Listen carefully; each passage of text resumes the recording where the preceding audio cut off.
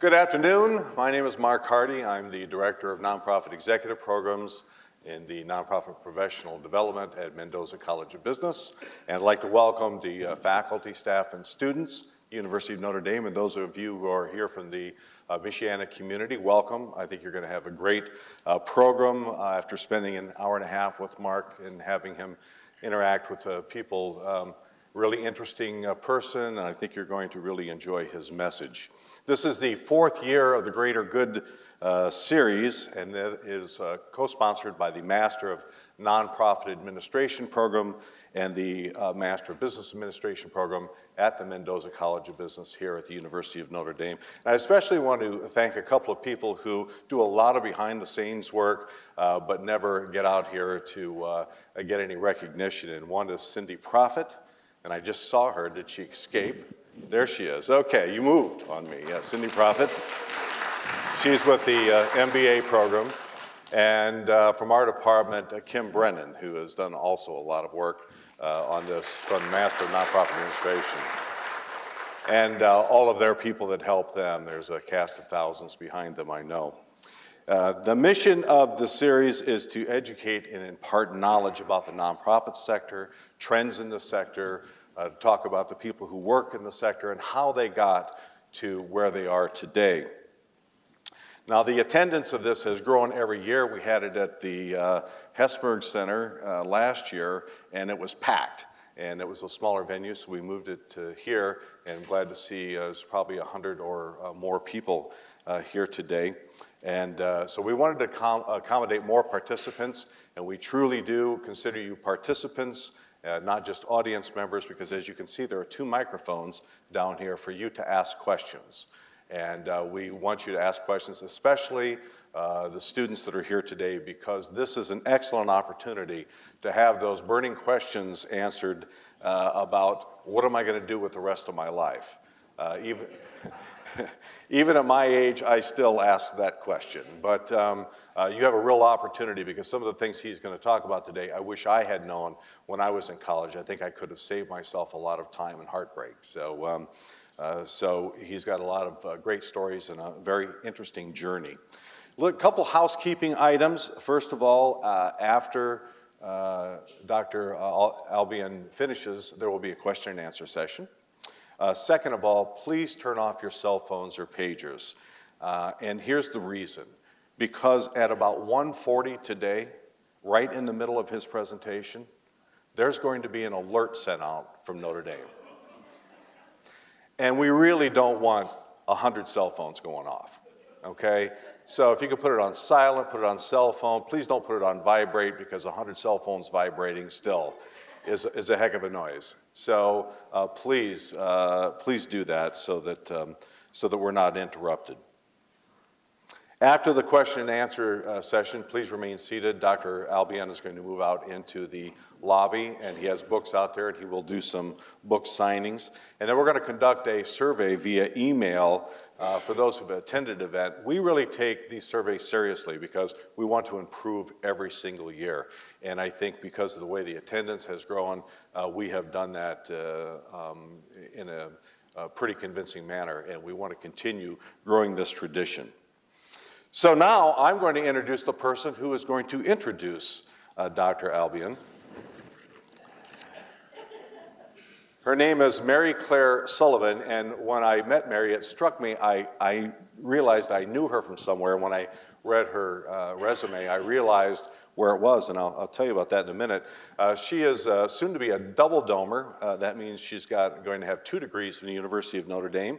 One, a bachelor's in business administration and finance, and she is a candidate now with an entrepreneurship concentration in the Master of Business Administration. She has worked for Community Enterprise Solutions in Guatemala and Nicaragua for 2 years, and she's proficient in Spanish. She was Net Impact President in 2011. You'll hear more about Net Impact today. And she was Value Committee Chair, Co-President in 2010-2011. She's the 2010 Clinton Global Initiative University Discussion Facilitator, the 2000, and here's what I realized where we had met each other. She also ran the 2007 Chicago Marathon. And why do you think that's so funny, you know? So with that, please help me welcome Mary Claire Sullivan.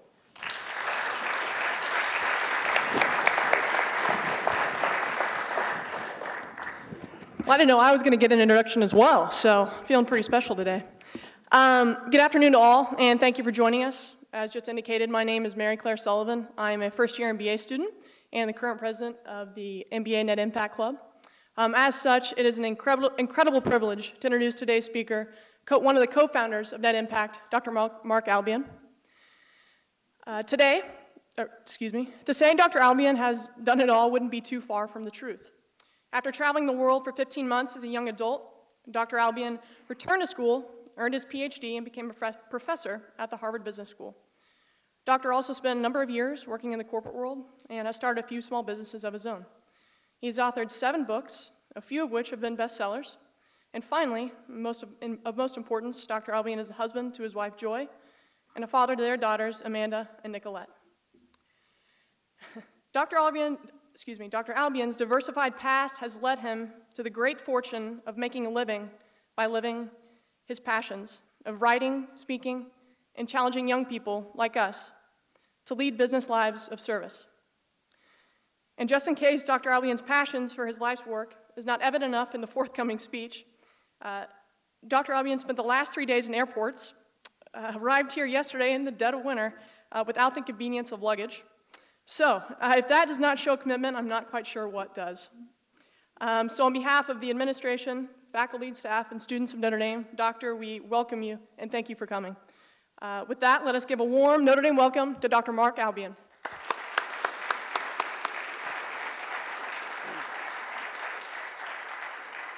Hey, can you hear me pretty well? Am I on?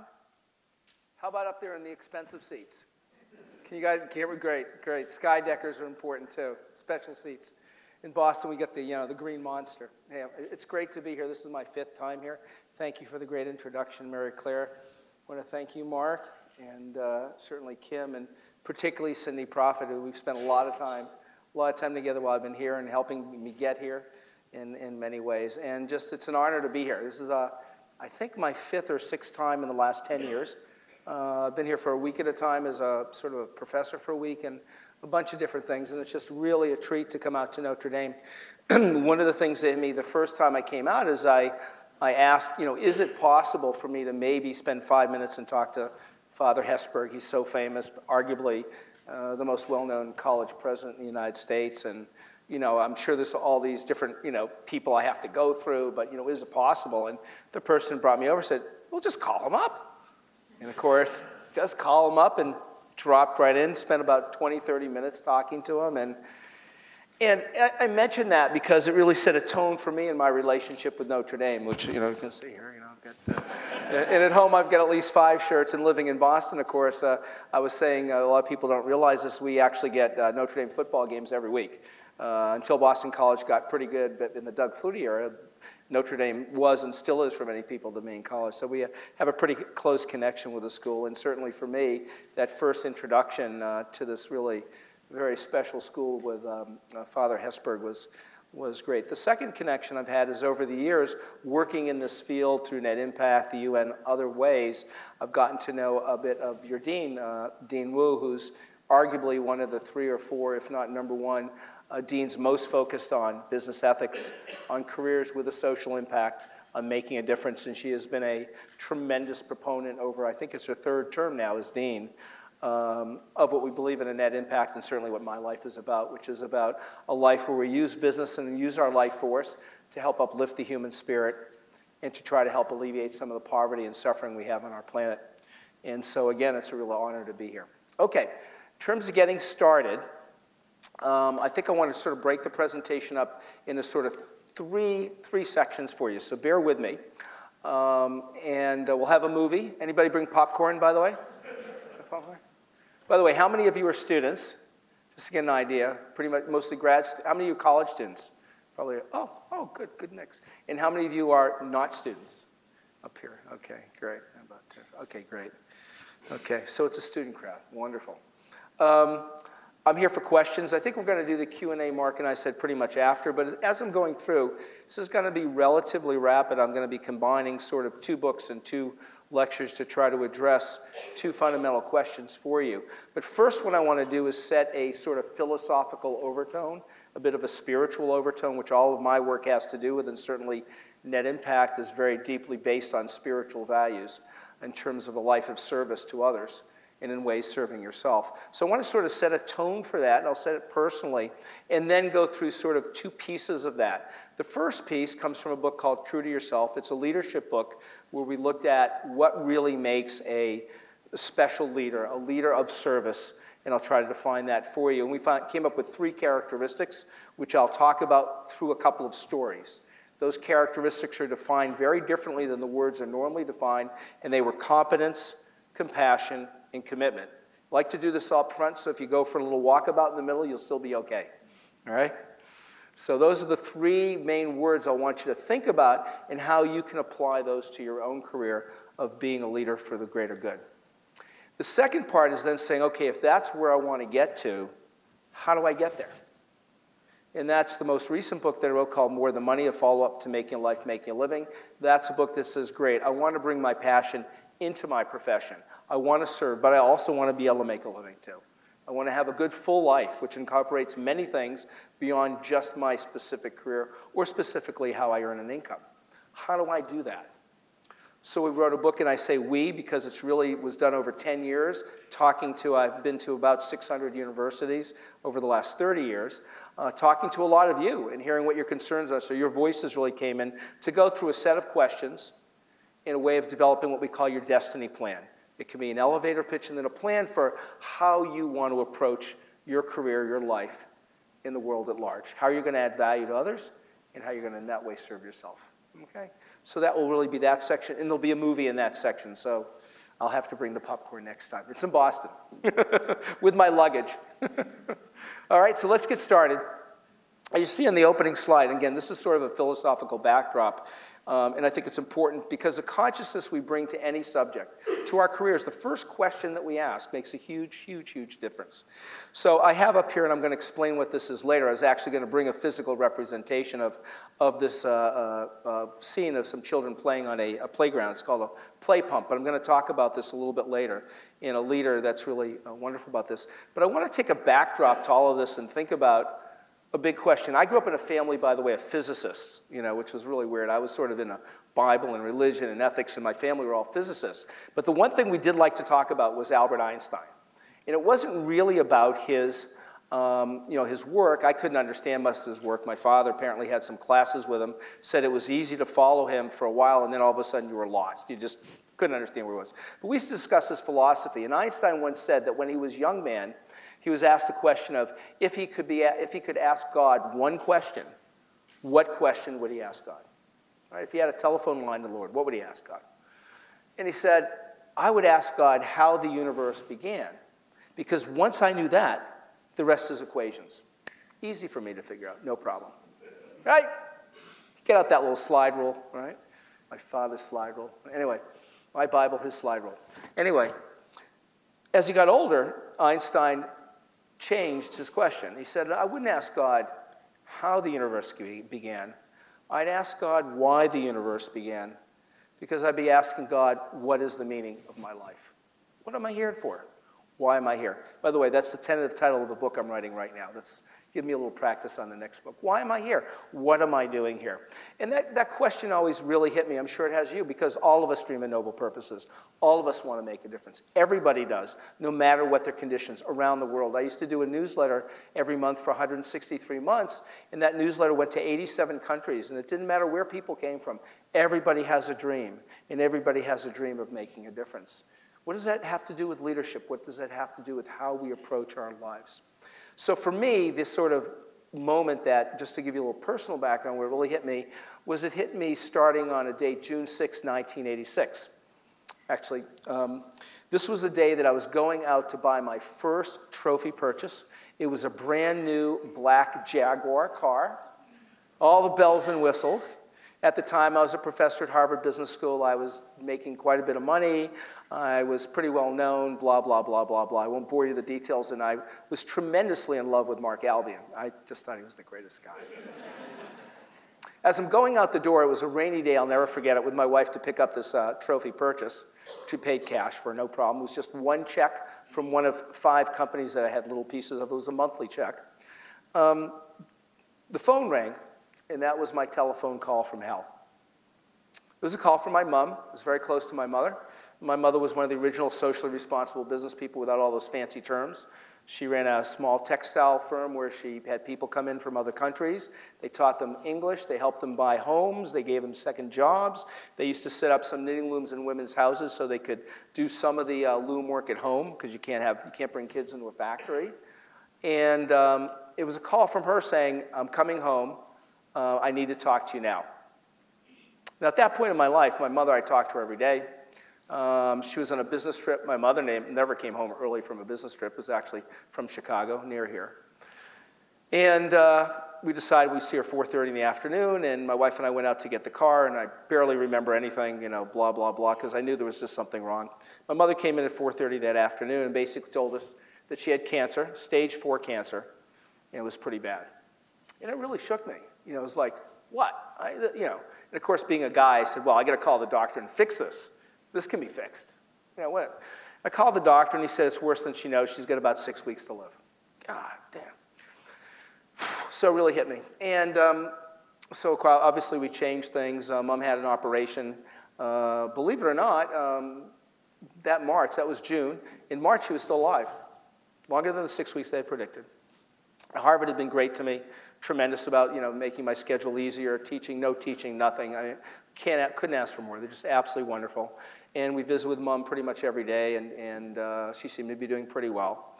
And then in March, she went back in for an exploratory to try to find out if she's still alive. And I remember the doctor calling and saying, she's clean. She's microscopically clean. We have no idea why. My mother still today at 83 is running that business. So a really nice ending, but it was a real shock for me. I mean, that never had happened to me. Probably many of you here have had those type of things happen in your family, friends, or maybe to yourselves as well.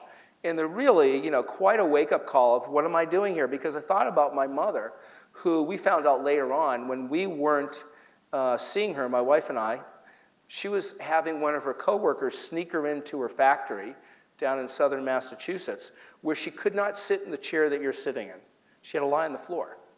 But she had to be there for her people to make sure they had work, that things were going well, they're being taken care of, making sure. She just had to be there for them. She cared so much about being there. And my sort of joke at the time is, gee, if I was that condition, would I go into my business school classroom, lie down the floor and teach? No, I wouldn't. I just wouldn't.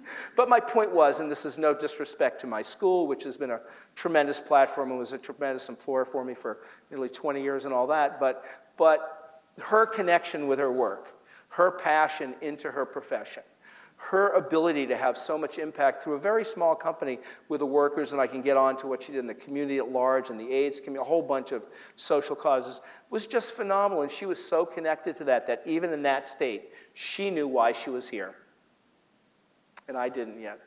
So that was really my search. And my search, I left Harvard Business School, was really the main part of founding, and have been involved since 1989 with Net Impact in a variety of capacities, but trying to find a way, taking that journey that we all take to try to be able to make a life and a living, to really be able to try to bring my passion into my work, and to do it in a way that I can also make a living, and also, in my case, balance that with having a family life of Amanda Nicolette and my wife Joy of 30 years. That's a whole nother discussion, which I'm happy to have questions on, an ongoing challenge for all of us with 2 career families and raising children. So the reason I bring this into a leadership discussion is this is a fundamental question of leadership. Why are we here? Why are people spending 40 hours, 50 hours a week working with you? Now, we know there's the making a living part, but it's going to be more than that. And as a leader, part of what we need to do is first answer for ourselves, which I'll get into in the second part of the presentation, and answer for others why we're here. What's the purpose of what we're doing? You're going to spend, I said earlier today, about 100,000 hours working. Now, 10,000 hours of that you'll be rebooting Windows. The other 90,000 hours, shouldn't they be fun? Shouldn't they be something special? Shouldn't you feel really good about what you're doing? And everybody deserves that. Every single person. I have the honor right now. We'll see how it's goes so far. We just started working with the AFL-CIO on 11.5 million people on how do we help them upgrade to get meaningful work in terms of what's going on now with unions, in terms of the work in Detroit and in Buffalo and different things like that. Everybody wants to. How do we get there and how do we develop those sort of qualities? And when you think of a leader for the greater good, whom do you think of? I'll just answer for us. Like one of the people we always come up with, I mentioned this morning, is Nelson Mandela. Great example of someone who's a leader. What are the qualities he embodies? What's Nelson Mandela about? His grandson and heir, if you will, as you may know, all his sons have passed away. His grandson, Dumani Mandela, is in his early 40s, and at one point was asked about his grandfather, why is it that Mr. Mandela, I like to say like George Washington, well, he's a great man and did a lot of great things for South Africa. He became president and actually was a very ineffective president. Wasn't really a very good president. But you know what? Nobody criticized him. I mean, little sniping here or there, it's politics. But in general, nobody criticized him. And Dumani said to the reporter, he said, well, you know, when a leader's MO, when their objective, their goals are so clear that all they really care about is serving you, how can you criticize them?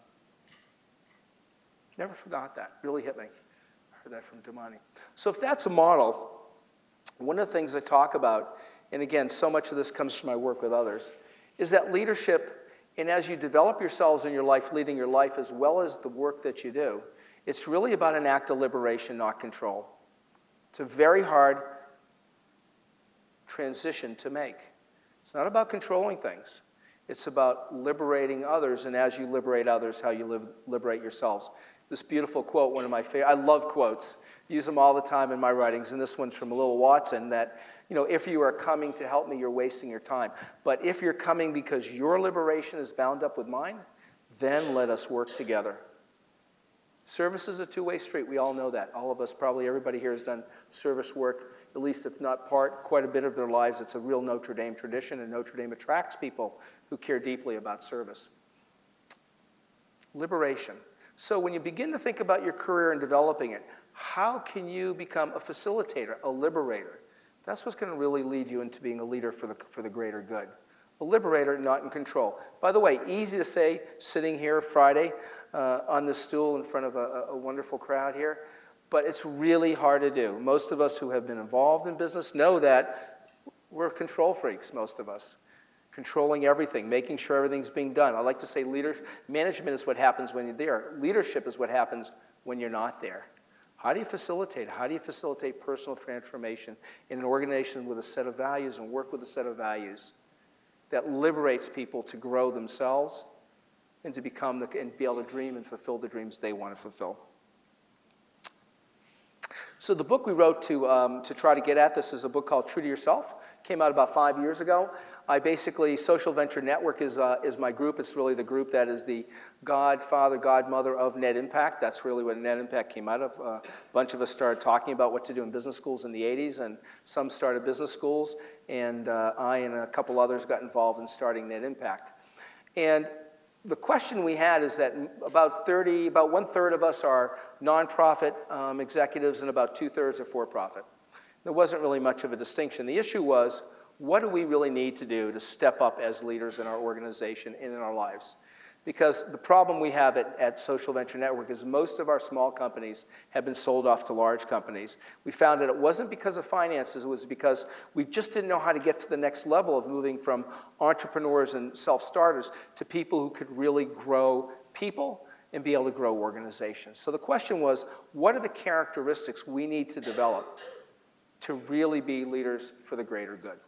And there were 3 that I already mentioned to you we came up with. And what I want to do to illustrate them, and this was also sort of the general definition that our group came up with. There were about 75 people that I interviewed, many of whom you're having here to speak, like Jeffrey Hollander and Jay Cohen Gilbert. That these people, when they think about how they lead, they think about their decision-making in terms of how it impacts people and the planet, all living things. Horst Rechelbacher, a friend of ours, used to run a company called Aveda. When people would say, how do I make decisions? He'd say, the number one decision is, the number one criterion, how does it affect the planet? How does it affect the planet? These are beginning to shift consciousness of saying that a business isn't here just to maximize profits for its shareholders. It's about stakeholders. It's about a wider range of holistic concerns. That's great to say, but then how do you operationalize it every day in what you do? It's really, really hard. It's very hard. We all love win, win, win, win, wins, but it's usually trade-off, trade-off, trade-off, trade-off, at least in the short run, okay? So these people really were integrating the discussion, the conversation, as they made daily decisions in the workplace around this. So I want to give you an example, and this goes back to our first slide, of one of these leaders. His name is Joe Mugabe. You don't see a picture of him because his name's not Joe Mugabe.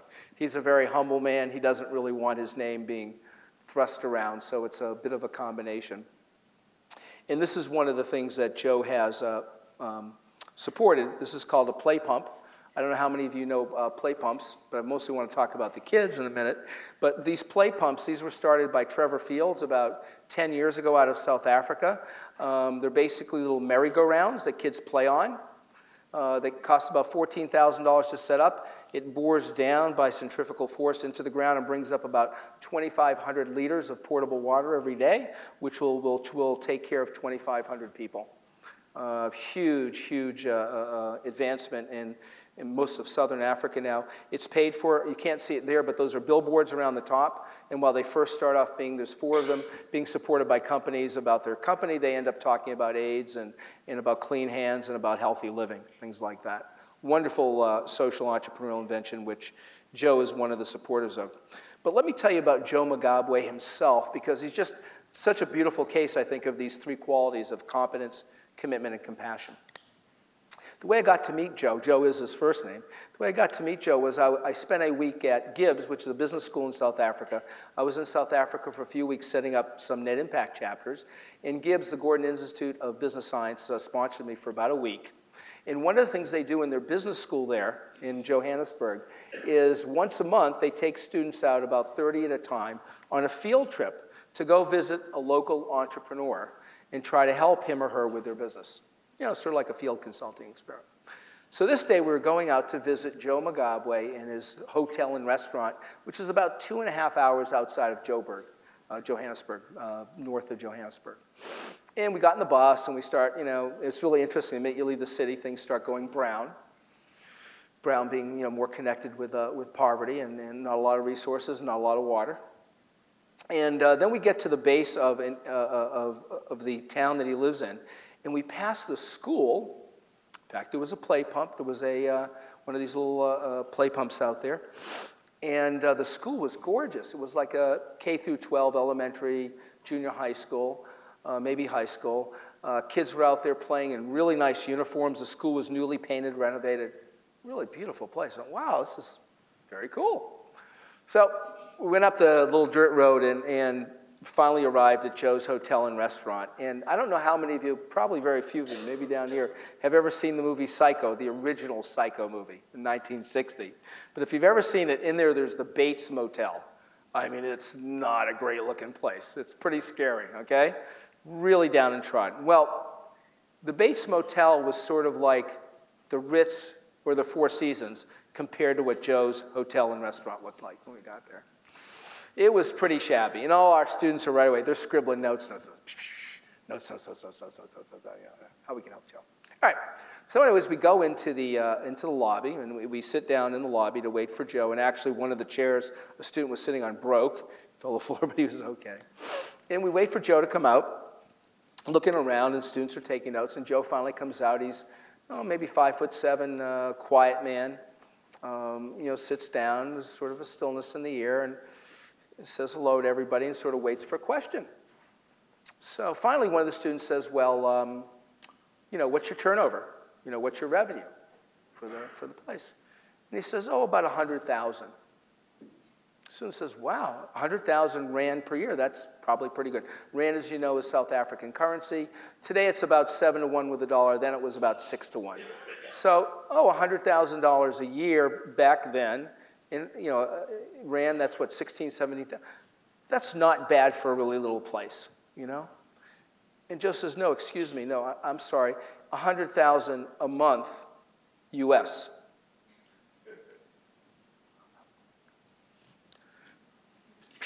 Notes, notes, notes, notes, notes, notes, notes. Hear a buzzing, right?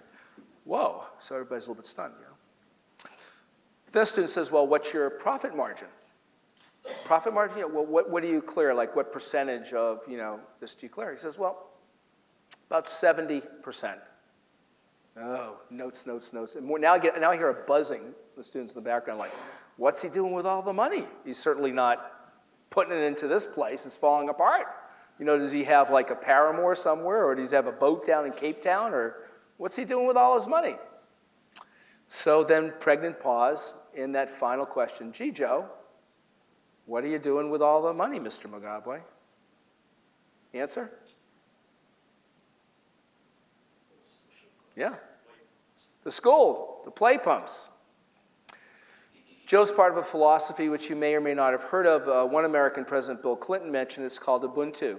I'm going to talk a little bit about it, and I think if there's anything you can remember out of today, if there's one word you want to think about and focus on and how you look at business, in the More Than Money book, not that I'm trying to sell it, has a section on it. It's the social philosophy of Ubuntu. It's the philosophy from South Africa. I think it's their greatest gift. It's certainly one of them. That basically says, and that's in Zulu, it's called Ubuntu, one of their 14 languages, I am because you are. I become a person through you. If in Ubuntu culture, you say to me, how did you sleep last night? I say, I slept well if you slept well. Your personhood, your definition, your identity comes through the community. If you want to visit Mr. Nelson Mandela, you better know Kunu, you better know Transkei.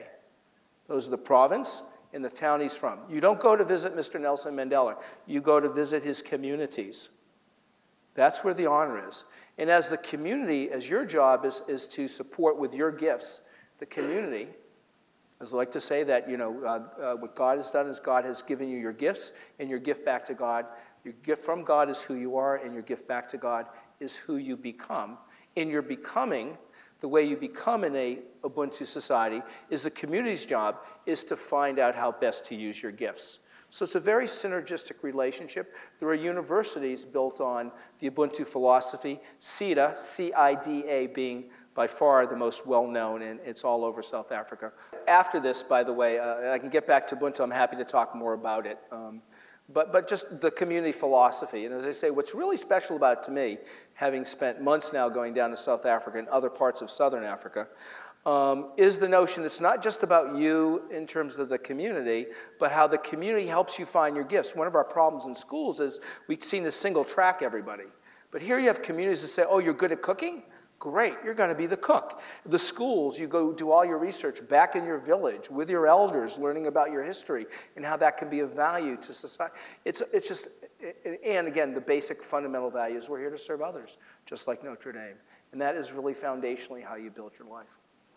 After that, Joe, and just in the interest of time, I'm going to move on. Joe took us back to his back room, and he had plans that he had drawn for technical school, so that after the children graduated from this junior high school, elementary school that he had built with the proceeds from the hotel, they now were going to build this technical school so the students could get technical training, get jobs in Johannesburg, et cetera, et cetera, et cetera. And then, again, on the interest of time, I won't go through it. I've written a whole case on this, but just the way that whole hotel operates. I mean, the customers that come there oftentimes clean their own rooms, help work in the restaurant. It's a community. Everybody's part of it. People pay more than they have to pay, or whatever they can pay. Everybody does lots of different jobs, including Joe, and of course that's the key here. So in terms of what we learn out of this, these are the three characteristics that I write about. There's an article, if you read the Stanford Social Innovation Review, in the fall edition, I have an article called, I think it's called Leadership. It's about being more of a monk, architect, and diplomat. Those are cute, sexy names for these three qualities. And I ask you to sort of think about them. Go look at that article if you like. It's about, you can read it in 15 minutes. But it really, really focuses on defining these three terms differently than we traditionally define them, particularly in business and leadership and in life. For example, competence. Competence is not about knowing everything or doing everything. Joe doesn't know or do everything. Joe serves, just like Father Hesburgh did, I'm sure he did much more, as an exemplar, as an example. In fact, Genesis 12:2, when Abraham is first being called and said, you've got to go out and start this great nation and do all this stuff, his first words to God in terms of, how can I do this? What should I do? I'm not somebody who can start a nation.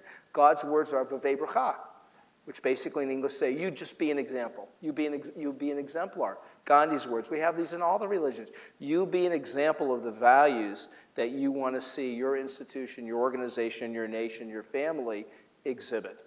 And that Joe's a perfect example of that. Remember, as a leader, everything you say and you don't say, everything you do and don't do, everybody watches.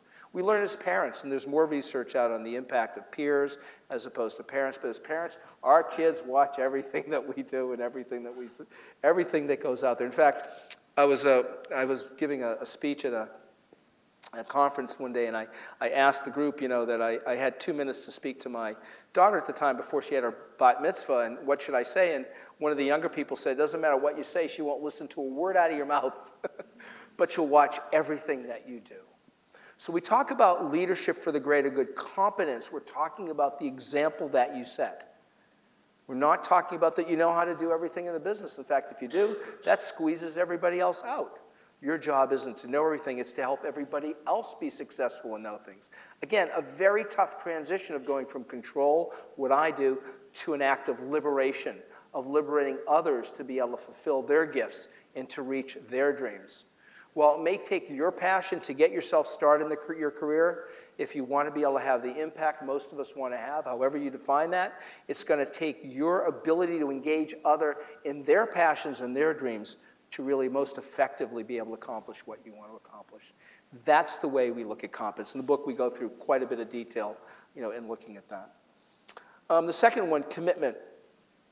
Commitment is a commitment to the organization, in particular the people. As much as competence is about values, commitment is about human beings.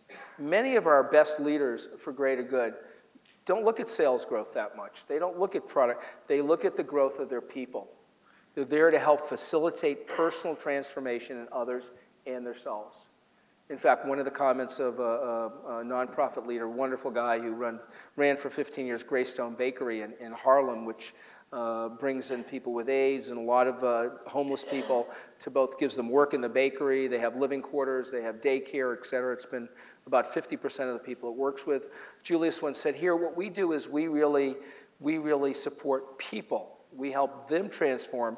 When we support them, they support the products, and that supports the revenue and the whole process. Okay, but being able to focus your commitment on your organization, your people, is really tough. J. Cohen Gilbert, who was here on January 21st, said to me when we were talking about it, he said, that's what we made a mistake in my company. We forgot about all those things you don't count. We forgot about process. We forgot about people. We got so excited with our company growing and so arrogant about it. We were out selling and talking to the world. We forgot about that. Everything we have is based on the culture and the people and making sure they have what they need to be successful in the work they're doing and helping them to reach their dreams. So the commitment, as much as we like the cause, the true commitment of these people is to the organizational itself. As one of my friends said, who grew a company called Odwalla, a drink company, as Greg said to me, he said, a captain doesn't run the ship. It's really the designer, the architect. So part of your job as a leader for greater good is facilitating the liberation of a structure of a way that you deal with, whether it's your family or a 5-person unit, a structure that works best for you in accomplishing the goals you're trying to accomplish and helps individuals grow.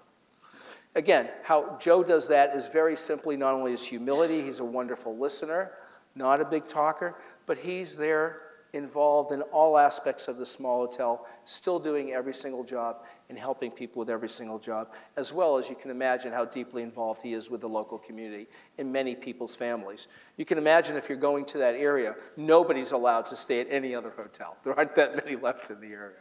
Everybody goes to Joe's. Finally, compassion. The compassion is the compassion, we say, of a diplomat, not a dictator, but a compassion, by that I mean is also all of these leaders for the greater good look beyond their own company. They go beyond the 4 walls of their own department or their own organization and look at their impact in the industry and the world at large in different ways. It varies. In Joe's way, it's the community in his town. For other people, I'm not going to go through Anita Roddick when she was running the body shop. It was about human rights around the world. But every one of them looks beyond their own borders. In a very practical way, One of my friends ran a company that was a very, very large producer of point-of-sale merchandise, mostly for clothing lines. Whoops, something just fell. Oh, okay. Thank God it wasn't part of me. At this age, you don't know. Oh my God, what just fell off? Hopefully I didn't know, it's fine. And in fact, Carol realized, because they were such a large, she had a $5 billion company she was running, $5 billion, that her impact on distributors was enormous because it was so seasonal and would really have a big effect upon the people working in that distributorship on their workloads and on hiring. She used to every quarter visit every major distributor and go over research to help them predict what workload would come in from her to help them run their business better and help not put so much stress and pressure on their people. For a distributor. Compassion, going beyond the borders of your own company, your own family, your own organization, to see how you impact the world at large. Okay. Great. I'm going to skip Anita. That's just the time. Another expression we came up with, I got the privilege last year of doing a year of speaking. I did 4 speeches for the president.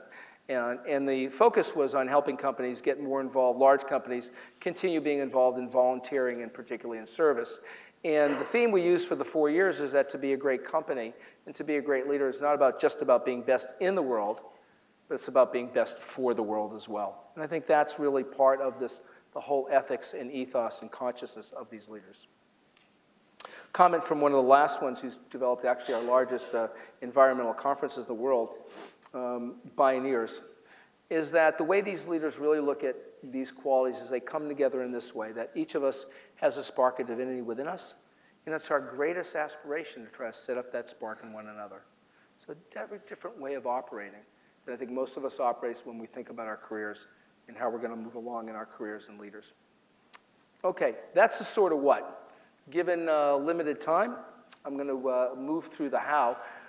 More Than Money League, by the way, for those of you interested, I can talk about it later, we do online courses. We're in the pilot stage. The next one is February 21st, to help you work through all of this for yourself. And how can you become, and this is the one really done for MBAs, are the people that take these courses are between the ages of 26 and 63. They're online. We try to limit them to 40 people, and people get individual attention. And we're trying to work with career officers. Cindy's not there right now. She's one of them. Through Net Impact, we've started to develop a set of career officers around the country that are all trying to focus on helping you be in position to obtain jobs with social impact where you also can make a living. I'm going to skip. You already know enough about me, okay? Do you like the picture, though? Is the picture pretty cute? You know, a guy with like a big mouth, stubby little body. Next to my daughter gave me a lot of hair, though.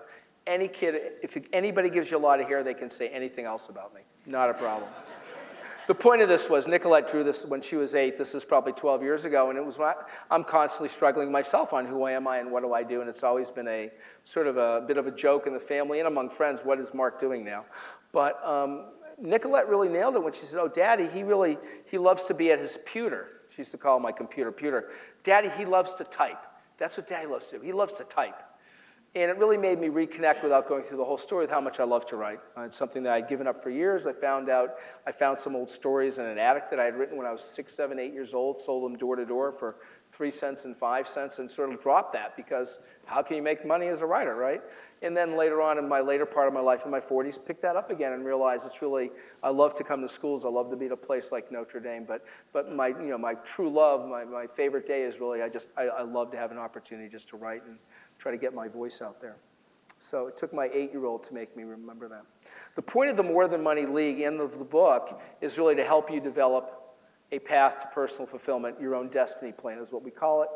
Many books do this. This one is just much more focused, completely focused really on MBAs, but it's really good for any conflicted achievers. Conflicted achievers, I'm a great example. I went out, got a good job, made good money, good status, and then sort of hit the wall, said, there's got to be more to life than this.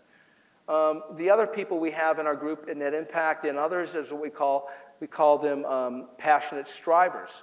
Those are people who tend to go more in the nonprofit world. They're very passionate about what they do, et cetera, but they get burnt out. They get tired of little pay, of ineffective management, et cetera, et cetera, et cetera. So what we're trying to do is say, how do you become a passionate achiever? Again, you can use any terms that you like. So this is just for me. And it's the end of a lot of work. The book has about 64 questions, but the 4 main questions we try to take you through are these 4. And I think I want to make one critical point for you, just like with the competence, commitment, and compassion. The problem is that most of us start at the 3rd question. What can you do? Where are you going? Very few of us spend any amount of time about who are you and what do you want. Very critical. Who are you? What are you passionate about? What are those passions you had when you were 10, 11, 12? How do you bring those into your profession? What do you want? What does success mean to you? Everybody else will tell you what success is. It's very tough to go to great schools like Mendoza, where there's so much pressure on you to, compete in certain ways, to get certain jobs. We've all been through it. We know what MBA Central can look like, Success Central, and all that sort of thing. In fact, one of the most fun things I ever did was I interviewed a 104-year-old woman once, and I asked her, what's so great about being 104? She said, no peer pressure. But we have a lot of it. And in fact, as people say today, you're a ninja generation. No income, no jobs, no assets. It's a tough economy you're growing up in, a tough world. It's not going to go back to pre-2008. It's never going back. It's changing radically. You're seeing what's going on in Egypt, Italy, France, low wages, higher prices, et cetera, et cetera. The world's changing. The way you make your way in the world is by being you. The one unique God made you a unique individual who has something to give. But finding that and bringing that into a profession is really hard work. It's not easy to do. And when we talk about leadership, we say 60%, the experts do, not me, say 60% of leadership is just this. You have to know really who you are and what you want. How are you going to lead anybody else if you can't lead yourself? So this is the work to help you try to do that. And specifically, one of the biggest questions we focus on is the question of how you measure success. To do that, is Charles around here still? Charles, you up there? Great. I got a little movie for you. This is, I'll introduce it briefly. I wrote this story back in the 1990s. Turns out we did a lot of research. A story very similar to that was written in the early 60s by a German. And it turns out that it's an archetypal story in Russian Buddhist meta-literature going back thousands of years. So I just really created a new version of this. The story went viral in the 90s. It went on over 100,000 websites that's been tracked over the last 20 years, 15 years. And a year and a half ago, made a movie out of it with Free Range Studios, wonderful, wonderful group, called The Good Life Parable, about a fisherman in an MBA meeting. And you may have seen it before, you may know the story, but I'd just like you to watch it. It's used to help you reflect on how you want to measure success. It's also, by the way, on YouTube. It's also on some national television for the next year, along with some other great work by Annie Leonard, a video called The Story of Stuff. She's done some fabulous work. So take a look at The Good Life Parable and me meeting a fisherman. See how handsome I made myself in the video. It's probably my fault. Many years ago, after I graduated from business school, I decided to take a vacation. I chose a small, quiet fishing village where I thought I'd be able to take my mind off of business, if only for a few days. Walking along the beach just before sunset, I saw a small fishing boat coming to shore. Inside the boat were lone fishermen and several beautiful yellowfin tuna. "How long did it take you to catch those fish?" I asked. "Only a couple of hours," he replied. "Why don't you stay out a bit longer and catch more?" I asked, certain that there must be a demand for more fish than the few I saw on the boat. The fisherman smiled. "I catch enough to support my family, and I live a full and busy life. I rise with the sun, fish a little, play with my daughters, have lunch with my family, and then teach children how to fish before I stroll into the village each evening, where I sip wine and play guitar with my wife and friends." "Listen," I said, "I have an MBA. I can help you vastly expand your business. If you would simply spend more time fishing, you would soon earn enough money to buy a bigger boat." "Really?" questioned the fisherman. "Absolutely. And with a bigger boat, you'd soon catch enough fish to buy several boats, then a whole fleet. At that point, you'd be big enough to sell your fish directly to a processor, cutting out the middleman and greatly increasing your profits." The fisherman raised an eyebrow. "Eventually, you could open your own cannery and control the product, the processing, and the distribution," I added. "Then what?" he asked. "Well, you then relocate your operations to the capital, And if all goes well, you'd likely find yourself in New York City in control of a rapidly expanding empire. How long would all of this take, he asked, clearly following my logic. Oh, probably between 10 and 15 years, I replied. And then what? Well, that's the best part. You would announce an IPO and sell stock to the public. At that point, my friend, you would be very, very rich, a millionaire many times over. The fisherman paused. Really? A millionaire? Then what? What do you mean? I answered a bit surprised. I mean, what would I do if I were a millionaire? What kind of question is that? Whatever you like, of course. I imagine you'd retire, move to a small coastal fishing village where you would rise with the sun, fish a little, play with your granddaughters, have lunch with your family, and then teach children how to fish before strolling into the village each evening where you'd sip wine and play guitar with your wife and friends. The fisherman smiled, and without saying another word, began to build a small fire. We shared a taste of the delicious fish and watched the sun go down over the ocean as the sound of guitars rose from the village nearby.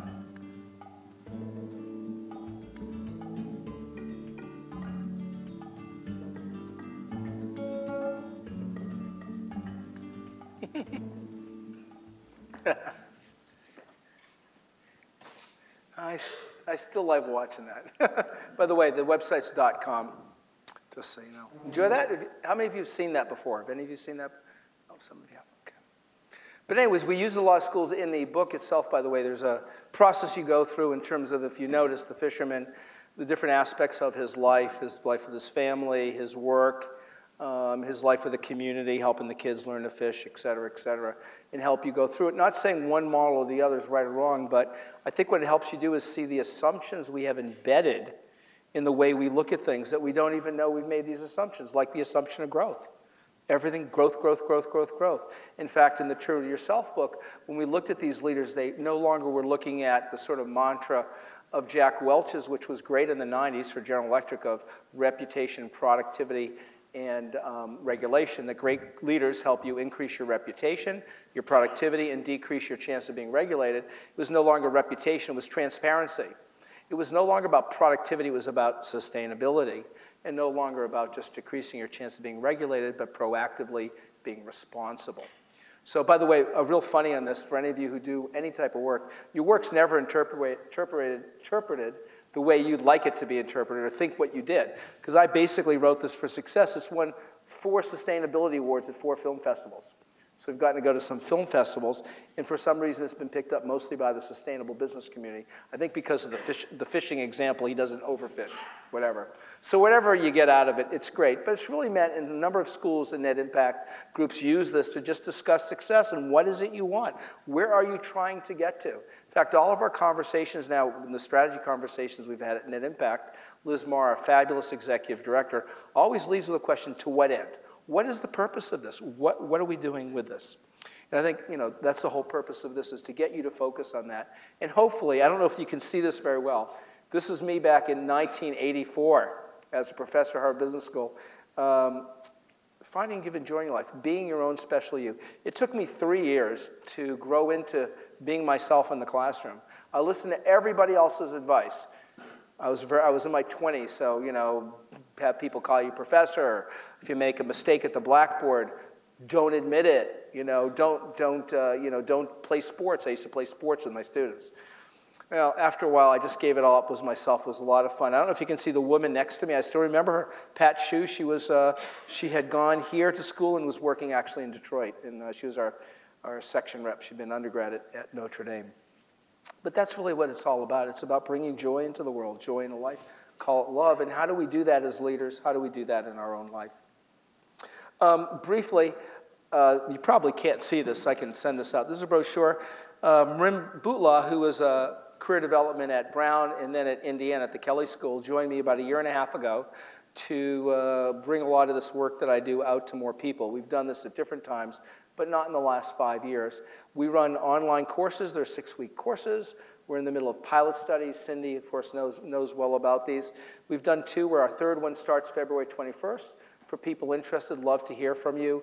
Again, this is something we're trying to develop with individual career development departments as well. Part of it is what I just said to you. Part of it is the work part of getting you in shape where you feel really comfortable about who you are and what you want. Okay? Even though that's evolving, the values are pretty stable. The second part is trying to help you with the landscape of opportunities out there. The world's changed. It's not just simply for-profits and non-profits. And by the way, this slide was done by Marim. She did this, which we used at the Net Impact Conference. I think it's wonderful. There's a lot of hybrids now. There's a lot of different options. I've mentioned twice since I've been here. The B Corps, these B foundations, you might have heard of B corporations, for-benefit corporations, LC3s and the like. They've now been legislated in 5 states so far with the B Corp. Hopefully it'll be 30 or 40 states in another couple of years. These are corporate forms that allow you to get tax advantages for certain types of socially responsible and sustainable behaviors. Several thousand firms have filled out this very extensive survey. Only about 1,000 or so far have become B Corps. There's probably 5,000 firms out there that need you to help them become a B Corp. So there's a lot of jobs, there's a lot of opportunities, because it's great for you to figure all this out, but if we then can't help you go out and bring it into the world in a sustainable life for you, then what's it worth? So we're trying and working with career development offices to connect you as well in the marketplace. Here are the sort of 5 key learnings from all of this work, and then we'll get to Q&A. Mark and I'll get to Q&A. Just 5 things to remember, if you like. In the beginning, the first question you ask in anything you do is absolutely critical. If your first question is something like, what does the market need?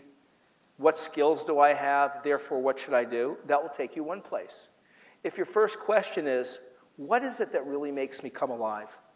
What is it that gets me out of bed in the morning? Or as one of my friends who used to be at the Harvard Kennedy School, Michael Goldstein, used to say, I have our students ask 3 questions. What's the social challenge out there? You want to see that social challenge met, an injustice, something that bothers you. Secondly, what needs to be done.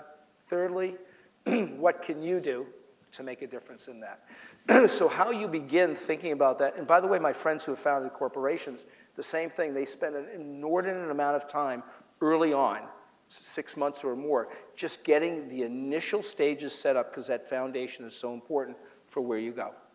Okay?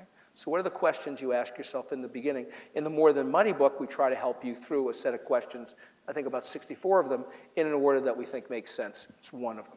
Secondly, success is personal. We all have our own definitions. They can change over time. For me, my definition is really simple. It's that every day I get a chance to act on my values. And that varies. It varies what those values are. A lot of my career was staying home with my youngest daughter because my wife and her are like killing each other. So my biggest job was to make sure we helped raise Nicolette. Other times it's being out and trying to be the privilege of being at schools like this and hopefully inspiring a little bit and hopefully opening up some doors and opportunities and some support, a community to help you navigate a career of social impact. And that's the third part we learned early on in Net Impact. Support is essential. Most of us who've gone our own path haven't gotten a whole lot of support. That's part of the deal. It's just part of what happens. We have to all deal with 2 things in our careers. Number 1 is we have to come to terms with money. We are spiritual beings, but we're in material form. And that material form is important. Money doesn't talk. It swears. It's an important part of life. You've got to deal with how much is enough. What do you need? What do you think you need financially? If you think you need a lot more, that's going to limit your opportunities. If you think you need a lot less, that's going to free you up. It's all really up to do. We've asked about 7,000 MBAs at one point. I think it was about 5 years ago. That question, second-year MBAs, whether they're individuals or have partners, what do they need to get by relatively comfortably. We factored out what part of the country or part of the world they're going to be living in. We actually just did it for the U.S., I'm sorry. Just what part of the country that they'd be living in to try to standardize it. The numbers we got range from about $25,000, $30,000 to about $500,000. So if you think you need to make $500,000 to get by, that's going to be a different way of dealing with your career in life than if you think you need 25 or 30. Okay? That's one thing. The second thing to come to terms with is perceptions, particularly parental perceptions. They can be real, they can be imagined, they can be negative, they can be positive. This is a big issue. It's even a bigger issue outside the U.S., a big issue in parts of Africa where there's a tremendously deep connection to your ancestors and to doing what they did. And what some of my friends who've sort of broken away from that, like one who's a businessman, his whole family from Uganda are all doctors, but he does a lot of work with Kellogg Foundation Fellows, a lot of work helping young people get involved in business in the southern part of Africa and Uganda. So that's the way he helps and heals through that. But it's very, very difficult. I remember interviewing Lillian Vernon years ago, who did had a big business, Lillian Vernon catalog. And Miss Vernon, the first 45 minutes of our hour interview, all she talked about was whether her mother from the Deep South would really be happy with what she was doing. Her mother had been dead for 15 years. So parental perceptions play a big influence, as can peer perceptions, and we have to decide how we want to deal with that. But support is essential, and that's one of the reasons we developed a community like Knit Impact, where we all have different minds but share the same heart of service to others. The fourth is, this is an iterative process. There's a wonderful book by Hermione Ibarra, who's a professor at INSEAD, called Working Identity, that tracks 38 MBAs and looks at their careers. And like most of us, we say that, it's never like a straight line. Your career is always under construction. It's all over the place. It's really hard. We used to put up resumes of some very successful people, and you would just never believe they ended up here when they started here. It's very much trying to get involved in what you care about. Then you meet other people who care about that, doing things with honesty and integrity. And as I like to say, if you do it, you'll find your next job along the way. My biggest failure, and I've had many business failures, where a lot of people lost a lot of money, the vast majority of them invested in our next company. I was honest about it. Everybody knew what was going on. Some things happened we couldn't control. I lost almost all my money as well, and they came along on the next ride as well. So, don't be afraid of quote-unquote failure as long as you're honest, and I'm sure you are, in high integrity. That's really what it's about. And it's an iterative process. Okay? It's not your first job out. It might be your 14th. I don't know what it is, but it takes time, and it continues. Finally, be awake. Particularly as MBAs, we're so like this. We're very risk averse, and we're like this. I used to say that, when you go to business school, it's like going to a restaurant with 3 things on the menu. It's just like all of a sudden this happens. Being awake is about seeing what happens on the sidelines. Almost every opportunity that has worked out for most of us has never come from here. It's come from here. It's come from a lot of us from our nonprofit work. I've been in for-profits. I start doing some volunteer work. I start writing for a group. I end up developing myself as a writer. Comes from things. So be open to all the angels you have around you and to the blessings that are there for you if you're open to them, and free and liberated enough to take a few chances in life and not necessarily listen to every one of what we call the VOJs. Those are those peer pressure voices of judgment around you. Okay, so just wrapping up, we'll move into questions. Okay, now, I think the big message of this last book gotten from the students is, I love this, we call these inversions, that this is really about finding yourself by losing yourself in something bigger than yourself. I think that's really the heart of Ubuntu.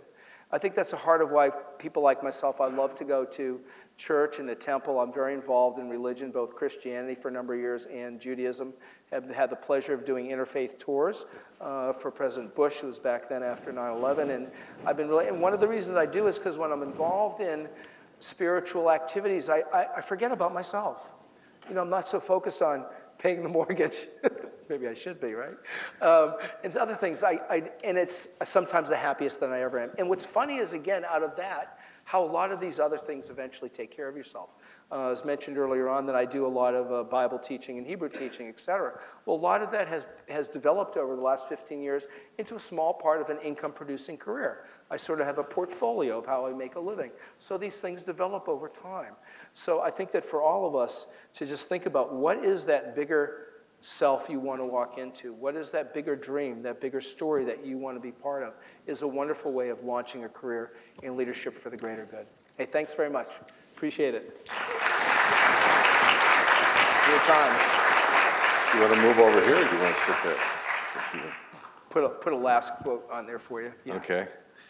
This is also one of my favorite quotes from Abraham Lincoln. This is, by the way, after they're in the middle of the Civil War, and everybody was saying that we have to pray that God's on our side in this war so we can win the war. And he said, pray not that God's on our side.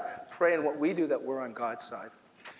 Pretty nice. Please help yourselves to the microphones here while people are getting courage to ask questions. I'll ask a few, and hopefully I'll set an example and other people will come up. But please just step up and we'll recognize you. I've always been intrigued with this concept of failure and the role it plays in our life. And because we're a society that really elevates people who have been successes. Talking about failure and the importance of failure in business is one of those topics, because I've spoke on it before, that not a lot of people want to hear about. It's very scary. So how do you feel that we should create tolerance for failure, not only in our society, but also within ourselves? Yeah.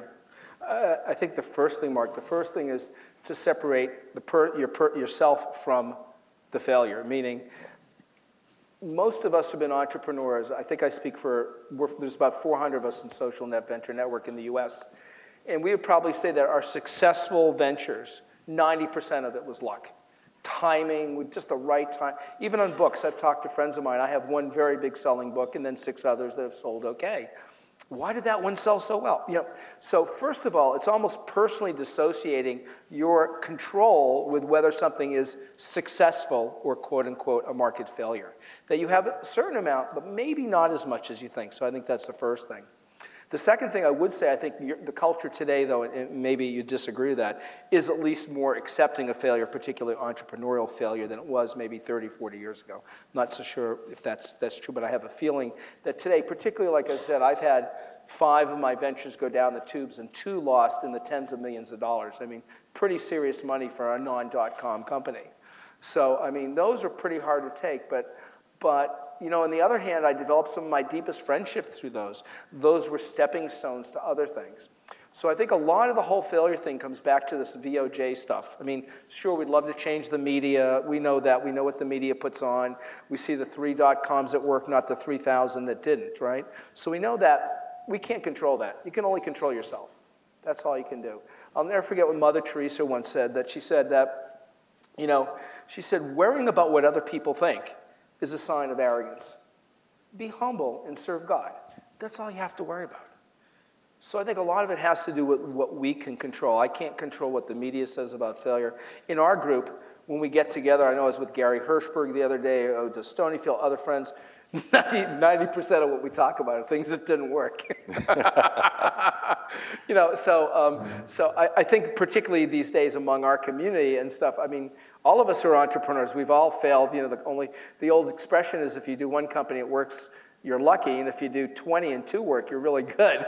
I mean, so it's part of it. So I think it's listening to your own voice. It's just being a little bit less sensitive to what other people necessarily have to say. And again, back to the parental thing, et cetera, none of you, I would argue, are going to be able to carve out your own path without having voices, that aren't always supportive of you.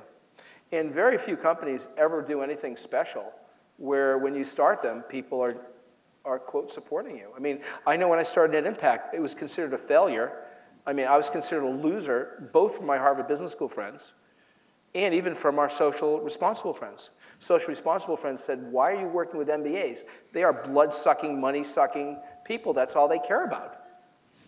That's what they said in the 80s. Think about the 1980s, those of you mostly read about them. That sort of was the deal. And I said, no, they're not. They're like everybody else. The question is what the container is, what we teach, what opportunities we set up. They want to do noble things too. So I think that's another way of, you have to have your own way of looking at things and be a little careful about listening to other voices. Well, some will argue that when you're talking about kind of this revolutionary thinking you're talking about not being afraid of failure and going out there and being who you are and bringing that to the table, some would argue that it's easier to do that in your own company that you create than it would be to go to a company that already exists and trying to find that culture that would be accepting of that. And what has your experience been with that? We get fired a lot. We get fired. I'm serious. I mean, I think for a lot of us, first of all, it's hard to work in a different environment. You're so used to being on your own, if that's it. But the other part of it is that, and I got this from Akers when he was running IBM. He came to Yale with me one day, and he spoke to the students. And John said, the time to bring these values to work is at the beginning. Okay, and today especially, that's all that's going to differentiate you. I'm going to outsource you, replace you with a computer. Unless you bring what's different about you, what's special, what you're passionate about, something that connects to your childhood, to who you want to be, who you want to become in this world. Unless you bring that to your work, you're not going to succeed in today's world probably at the levels you want to succeed at. That's what's going to make you different. That's what's going to make you be willing to look under every stone and traverse every challenge that you meet to try to make something work. So that's what we're looking for. What it means is when you go out and look for a job, as Mark's saying, less people are going to be interested in you. You may not fit that culture. So instead of 5 job interviews, you may be 20. Or I like to say students really try to focus on just a few that you think would really work. It will take longer. It will take you longer to build your career probably as well. But when you build it and you do it, you'll be building your career in something that really has a strong foundation, is sustainable, and something that allows you to spread joy. So I'm not saying it's easier, just as Mark's saying, it's probably harder, but it's A, a way of creating value, and B, in the long term, it creates a sustainable life for yourself. Okay, I'm running out of questions here, so somebody's got to come up and start asking some. So I was interested when you said, when you're talking about Ubuntu. And I thought to myself, looking back on writers like Emerson who wrote about self-reliance and looking at our Constitution and, you know, our respective people who are individuals, how do we reconcile our identity being created through individualism with our identity actually being Ubuntu? Yeah, no, I know what you're saying. I mean, you know, especially the Wild West. It's even a Republican Democrat coming, I guess. But I'm not getting into blue states and red states. But it's a really great question because you're right. It's there's a wonderful book that Damani Mandela wrote with Rabbi Warren Goldstein, who's the first South African-born chief rabbi of South Africa. It's called African Soul Talk, and it looks at the similarities between Ubuntu and biblical Judaism, which tends to be a more communal. And it really is very different for those of us who are born in the United States. This country is absolutely about individualism, individual rights, etc. And I would argue that that has severe limitations. For example, in an Ubuntu culture, to say you are self-reliant is a terrible thing to say. To say that, oh, I see, when you came into the world, you needed other people to help you. When you leave the world, you need other people to help you. Well, in between, don't you sort of need other people to help you? So it's interesting, that culture to say, I'm self-reliant, which we so much admire here, is, in my, we call it a chandra. It's a sin, almost a sin. But secondly, I think things are changing. I mentioned earlier, there's an article, I think, which is a bellwether article in the business field. That's the cover story of Harvard Business Review, this January-February's edition, by Mike Porter and Mark Kramer. Michael I know very well. I don't know if you know him in competitive strategy, but I worked with Michael daily for 4 or 5 years at Harvard, and I know him very well. Michael has been the supporter of the individualism model. Most of what you study in competitive strategy either comes out of him or Jag Sheff, some others, but it's all based on, you know, you getting more and everybody else getting less, the individual. And this article is all about shared value. It's about, if we're really going to navigate this world, it's going to be about sharing and collaboration, not as much about the individual. What's nice about Ubuntu, and again, I am not an Ubuntu expert, but have really tried to study it and been over there a lot the last 5 years, is it's a bit of a combination. It's not like only the community. Because remember, the community's job is to help you find your gifts. So it's to help you be a better individual. But just like any spiritual teaching, it deeply recognizes the importance of that fact that we're all connected. So again, I don't know if it overthrows individualism, but it certainly shift gears. And you could argue that it is certainly a bit of a, I don't want to say counterpoint, but certainly a very different philosophy than the self-reliant individualism. Any one of us who've ever built a company, done anything, no matter what the press says, good or bad, have never done it as an individual. Okay. No success comes from one person. It just doesn't happen. So Cindy's That's a great question, by the way. I love that. Oh. Cindy's going to do the Phil Donahue thing. Oh, so it was great. Hey, Oprah's out now, so Cindy, you know, there's an opening. Take over for Oprah. Hi, my name is Ali. I'm a second-year MBA student here, originally from Pakistan. And I'm sure that many other people are in a similar sort of quandary. I mean, I'm very interested in social enterprise, been a Net Impact member for a number of years now. And I'm actually I don't know what kind of time frame, I'm interested in moving back to my country and trying to do something in social enterprise around education. I guess the thing that I'm trying to ask for your opinion on is, how do you balance the risks? I mean, you've talked about that there's a lot of risk going into starting up your own company and multiple failures. At this point in my career with a young family, what kind of advice do you have about balancing the risks? Sure, thanks for the question. Before you answer that, can you hear him back there? Okay. Yeah, I mean, just summarizing, I think it's balancing the risk of maybe wanting to go back, in this case, to Pakistan, your own country, start something up, but you got a young family, and how do you balance the risk of doing that and with the family versus doing things that maybe aren't exactly what you want to do now, but maybe trying to do it later or whatever. One of the most powerful, I think, ideas that come out of More Than Money. And by the way, I wish I were Adam or Eve, because then I would not have to worry about someone saying something before I did. So I don't want you to think that any of my ideas are original with me. I'm sure these are in lots of other places. We just are all collectors of wisdom that's already out there. In fact, the expression goes that when you give a quote, you say, well, the first time you say, well, as Mother Teresa said. The second time you say, well, as someone famous said. And the third time you say, well, as I like to say. We like to say plagiarism is stealing from one person, but when you steal from lots of people, it's research. Okay. That's right. That's right. So given that, there's something, and I think it's been written about, that I call a deferred life plan. And it came back to a comment Warren Buffett made a number of years ago to our students at our school, and I'm sure he's made lots of other places, where a student said, I'd really like to go and do this thing, and it's what I'm passionate about, and in his case, too, is also going back to another country, but I think I should first make some money for about 10 years, and put some money away and take care of my loans, and then I should go and do what I really, really want to do. What do you think about that, Mr. Buffett? Mr. Buffett goes, well, Sonny, I don't know, to me it sounds like you're saving up sex for old age. And the point of that, and of course he can say that, right? I mean, the point of it being that you got to be very careful about these deferred life plans. Life goes a lot of crazy ways. I don't know if I mentioned it today or this morning, Seth Goldman, our good friend and Net Impact poster person. Seth was at Calvert Fund. Calvert Fund with a great job. Seth is really, he's one of the very rare, not just young people of any age, who really has all the qualities of being a great leader. From the technical skills to the people skills. He's a very, very unusual mix in a very deep background, and goes back to his parents and everything. They live 10 minutes from me, so I've known him since he was a kid. And he's in his mid-40s now. And Seth had a great job, had 3 young kids, the youngest of which had almost just died right after childbirth. And that's when he launched his company.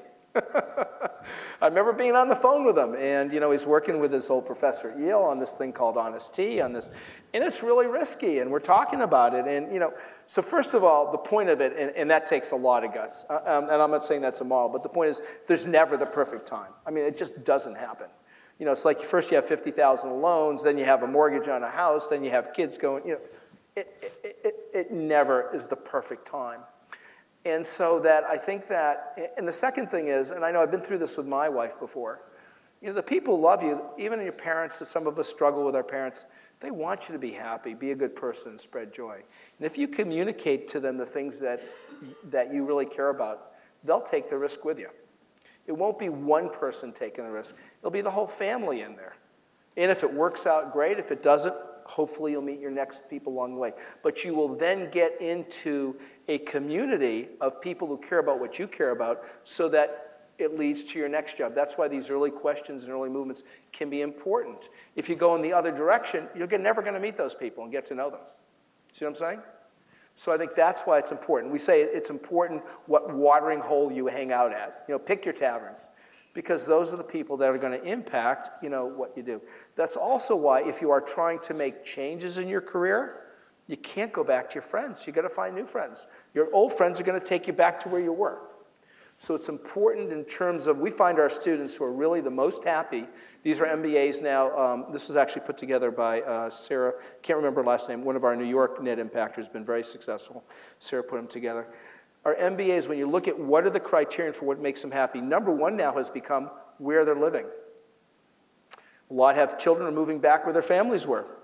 We've had people move for last year from D.C. 2 years ago to Denver, Colorado. Took a big down.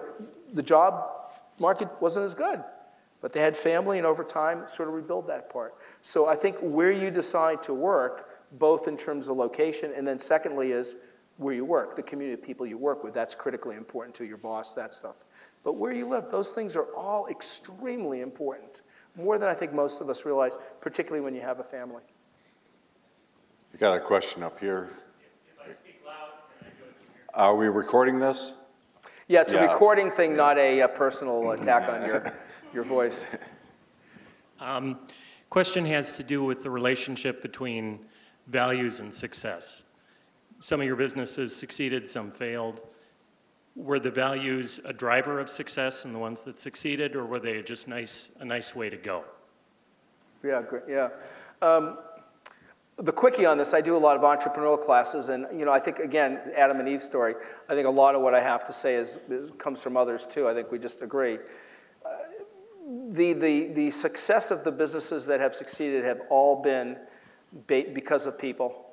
It's been the Jim Collins comment of getting the right people on the bus. My companies with the best products, the best fits, et cetera, are the ones that have not done as well. It's been the ones where we've really struggled to find out what we really should be doing around a set of values with the right people who had those values. In terms of the values comment, that's cut both ways. I lost one of my companies based on values. In fact, 2 or 3, we've had a number of situations where values came into conflict with financial success. I had one company that I started up with a dear friend and with help from Ben Cohen from Ben & Jerry's in Vermont, which was a pet product company. We did rainforest dog biscuits, a whole bunch of things. It was a blast, by the way. Most fun business I ever did.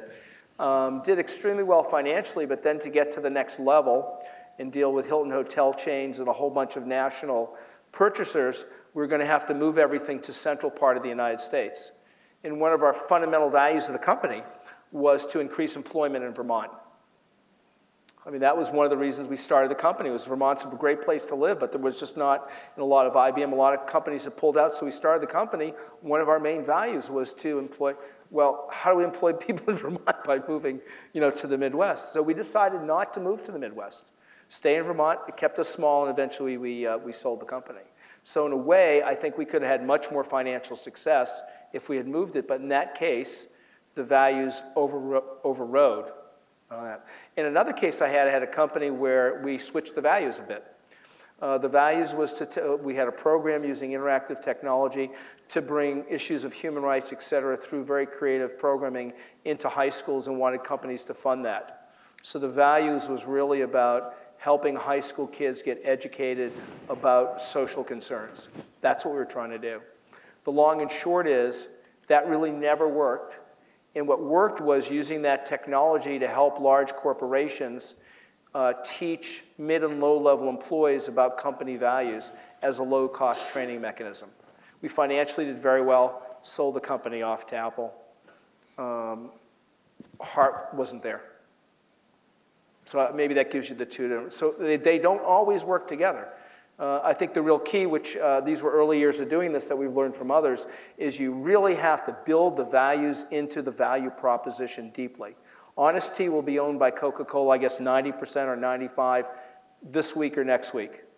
Long talks with Seth about this. The product itself, I think, is pretty secure. He has built the values in the product. We'll see what happens. So far, it's been wonderful. And so far for Gary Hirschberg with Stonyfield, it's also been wonderful from what I hear from Group Danone as well. But the culture of the company, he has an incredible culture. I mean, everybody's got bicycles, everything's, it's just a great place to go. I don't know. Is that embedded enough? So again, I don't want to make it seem really simple that values always lead to value in the marketplace. There's often conflicts. And I just gave you 2 examples in my case of them going different ways. I'm from like a third world country. But when I first came here, I could tell how different it was because Peru, we are like very collective, like we care about people. Like it's like the opposite of individualism. So when I came, I liked it, like how life was, better, probably better. But I was shocked how sometimes people were so cold at high school, especially because I was struggling with the language, and I kind of wanted to look for help, but people were like, "Oh, we don't care if you don't speak English. Like, if you don't understand what I'm saying, I'll speak faster, if, like, just so that you understand. I'm like, okay, this is not, it was kind of hard. So my question is, do you think the United States would be a better country if they become more collectivism? Like, that's my question. I get your question. Yeah, money's so complicated. Everybody thinks, again, I wish all of you could have a period of life when you've had a lot of money. So you can see that it's not really all that you think it is. And of course the issue is, do you control the money? Does it control you? Money's a freedom. You can do a lot of great things with it, but it changes most people or even countries. It's like, my dad grew up on Jones Avenue in Dorchester, which is a poor part of the Boston area where, one side were all the Jews and the other side were all the Irish, by the way, and they all fought together and got along together. They were all immigrants. They were all first generation over in this country. If somebody wasn't doing well, there was more meat left at the door. Everybody took care of each other, And then World War II came and people dispersed and out to the suburbs and that community was gone. So there's something that has to do with just financial situation. For example, as you get wealthy, you don't have to go next door to borrow something from your neighbor. Everybody has everything on their own. And then the walls start going up, and the fences start going up. And I know I live on a very wealthy street, to be blunt with you. Ourselves and our Greek neighbors are from Greece, very Greek, speak some English, but anyways, we're the only, of the 20 houses on our road, we're the only ones that share a playground setup. The only one. So there is something about money that can create quite a bit of distance between people, and something about when you're more in need that can create tremendous connectivity. Like you look at some of the more challenged communities in parts of Alaska and northern part of Canada, Inuits, et cetera, where they have a party every year where everybody brings whatever they have collected before the winter there, and everybody takes something from somebody else. And the richest person, of course, is the one who has the most to give away. And this is the Ubuntu concern too. The concern with Ubuntu is Ubuntu can work very well in, let's say, impoverished or maybe up to middle class communities. But as you start industrializing, how well will that ethic work? How well will, and let me use the collectivity as an example politically. One of the problems or challenges of Ubuntu, or what you're saying, is the whole decision-making process changes. Like all of my friends, we started running companies who said, we want to do this democratically, collectively. Try it. It's really hard. In South Africa, when Mbeki or whatever the president has to do a decision, the amount of time that has to go in before you even get started is enormous.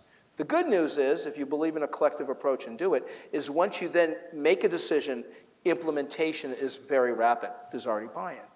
That's a very different process than a lot of us who want to move quicker at the beginning, and then we spend time trying to. So there's even political. It's not just a social issue of collectivity. It creates different decision-making processes. One of the most incredible companies in the world for collectivity is called Axis, A-X-I-Z. It makes computer infrastructure about an hour outside of Johannesburg, about a $2 billion company where every single person in that company is a decision maker and a stockholder. And they all have to learn it. None of them ever worked in a corporation before. They all come from the townships. It's an amazing company. By the way, at home office is 450 people. Before you get hired, you're interviewed by 450 people. That's the process. Wow. Yeah, so you can see how cumbersome it is on one end when you get promoted. You don't get promoted at the firm, you get promoted at home. Yeah, these are all, so I think there's a lot, but I think one, money can make collectivity much more complicated. Two, money in general changes people. I hope the people in the room, if you do get wealthy, it won't change you. It'll give you the opportunity to serve even more. But for a lot of people, it changes them. And three, it also can create a lot of fear. If you think because you have a lot of money, you feel secure, for a lot of people, it works the other way around.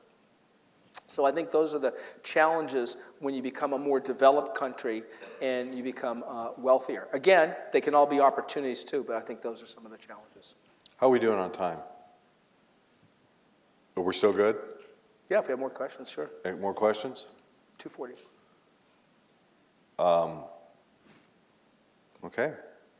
All right. We're good? Thank you all. We're going to... We'll do a book signing if you like. Yeah, we're going to convene out in the lobby, and if you want a book, they're out there, and you can get it signed. And I'd just like to thank Dr. Albion for being with us today. Thank you. Thank you, Mark.